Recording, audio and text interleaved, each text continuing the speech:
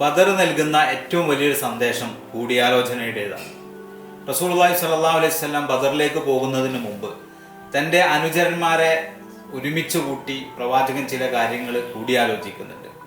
ഒന്നുകിൽ ആ കച്ചവട സംഘത്തെ നേരിടാം, അതല്ലെങ്കിൽ ബദർ ലക്ഷ്യം വെച്ച് വരുന്ന ആ വലിയ സൈന്യത്തെ നമുക്ക് നേരിടാം.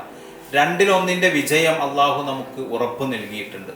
ഇത് കേട്ടപ്പോൾ ചില സ്വഹാബികൾ പറഞ്ഞു, നമുക്ക് കച്ചവട സംഘത്തെ നേരിടാം, അതാകുമ്പോൾ കുറെ കൂടി കാര്യങ്ങൾ എളുപ്പമാണ്, മാത്രമല്ല മുസ്ലിങ്ങൾക്ക് ഒരുപാട് സമ്പത്ത് കിട്ടുകയും ചെയ്യും എന്നതിലേക്കാണ് അവർ ഫോക്കസ് ചെയ്തത്.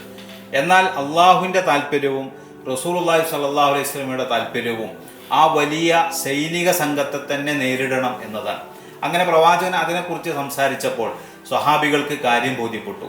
മുഹാജിറുകളുടെ പ്രതിനിധിയായിക്കൊണ്ട് മിഖ്ദാദ് ബിൻ അംർ റളിയല്ലാഹു അൻഹു എഴുന്നേറ്റ് നിന്നുകൊണ്ട് പ്രവാചകനോട് പറഞ്ഞു, പ്രവാചകരെ, ഒരിക്കലും മൂസാ നബി അലൈഹി സ്വലാമയോട് അദ്ദേഹത്തിൻ്റെ അനുചരന്മാർ പറഞ്ഞതുപോലെ മൂസ നീയും നിന്റെ റബ്ബും പോയി യുദ്ധം ചെയ്യൂ എന്ന് ഞങ്ങൾ പറയുകയില്ല, അങ്ങയോടൊപ്പം ഞങ്ങൾ കൂടെയുണ്ടാകും എന്ന ഉറപ്പ് മുഹാജിറുകളുടെ ഭാഗത്തു നിന്ന് അദ്ദേഹം നൽകി.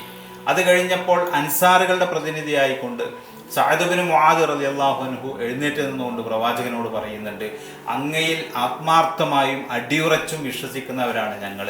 അതുകൊണ്ട് പ്രവാചകരെ, അങ്ങ് ഒരു സമുദ്രത്തിലേക്ക് എടുത്തു ചാടിയാൽ പോലും അങ്ങയോടൊപ്പം ഞങ്ങളും ഒറ്റക്കെട്ടായിട്ടുണ്ടാകും എന്ന ഉറപ്പ് അൻസാറുകൾ നൽകുന്നുണ്ട്.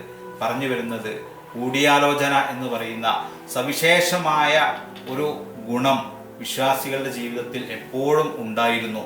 ആ നല്ല മാതൃകകളെ ഉൾക്കൊണ്ടുകൊണ്ട് നമ്മുടെ ഓരോരുത്തരുടെയും ജീവിതത്തിൽ ചെറുതും വലുതുമായിട്ടുള്ള എല്ലാ കാര്യങ്ങളിലും കൂടിയാലോചനയോടുകൂടി മുന്നോട്ട് പോവുക. നാഥൻ നമ്മെ എല്ലാവരെയും അനുഗ്രഹിക്കുമാറാകട്ടെ.